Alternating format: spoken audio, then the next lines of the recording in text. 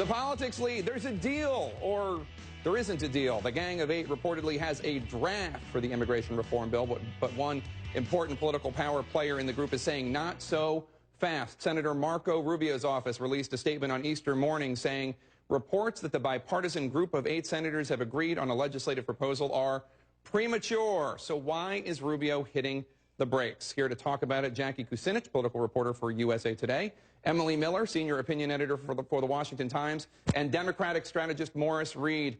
We know bringing in new Latino voters is critical to the Republicans' plans for victory. So why is Rubio slowing things down, Emily? Well, conservatives hear amnesty and they panic. I mean, the first thing that everyone has always said is secure the border. And no one has shown how we're securing the border. So now all this talk about how many people are coming in with visas, how we're going to move through citizenship, it's just way too premature. And nothing's happened publicly. It's been all behind closed doors. And is that the problem? There hasn't really been enough talk about what conservatives say they really are most focused on? We had several conservative senators send Leahy a letter last week saying that, we need to open this up. We need to stop doing this behind closed doors and start working out this stuff in public. And yeah, there's a lot of different things that aren't resolved yet with this legislation that, that they're going to have to hammer out in the next couple days. And so saying Rubio's comments aren't surprising when you have things like, is there going to be a border security option tied to a citizenship path?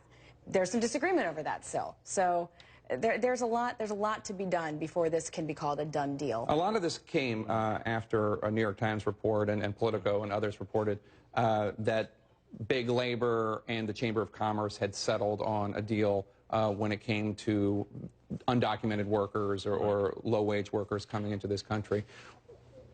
Do you think that the people who are in favor of there being a deal are getting a little bit ahead of their skis? Like they're not, the votes aren't there yet, but they're so excited to wrap this up that maybe they got out there a little too quickly? Well, Big Labor and the Chamber of Commerce don't have a vote. They don't decide anything on Capitol Hill. I know they don't sometimes understand that.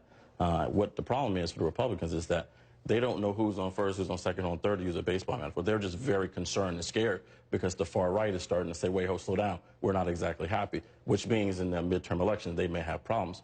For the Democrats, we sometimes get ahead of ourselves, but look, the fact is this is going to happen, whether Republicans like it, Democrats like it, Labor, Chamber of Commerce, something's going to get done because no politician can look the Hispanic community in the face in the next election and say, we didn't get anything done. Let's go to the next topic. There's a war going on in the Republican Party right now, something of a war. That might be overstating the case, war, but between the Libertarians and the social conservatives. Rick Santorum told Politico over the weekend, look, the Republican Party is not going to change. We're not the Libertarian Party. We're the Republican Party. This comment comes after more and more Republicans have been coming out in favor of same-sex marriage, or at least in talking about how the issue should be downplayed. Carl Rove even said it would be possible that the Republican presidential nominee or a presidential candidate would be pro same-sex marriage in 2016.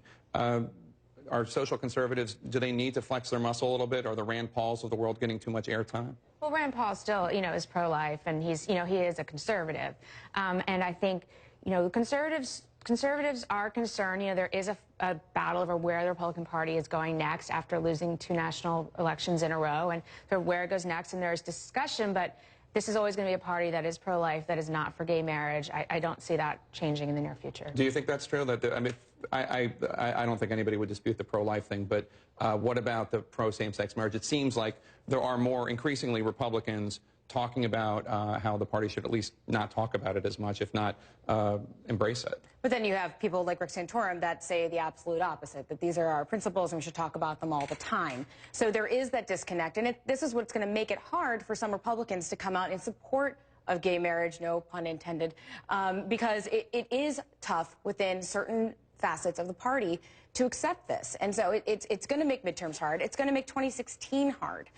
So listen, there's principle and there's stupidity. This is borderline stupidity. This is going to happen. These guys need to be on the right side of history. The problem with the Republican Party is that it's too many people putting their fingers in the air and watching where the wind's blowing. Then you have the guys on the far right that are screaming bloody murder.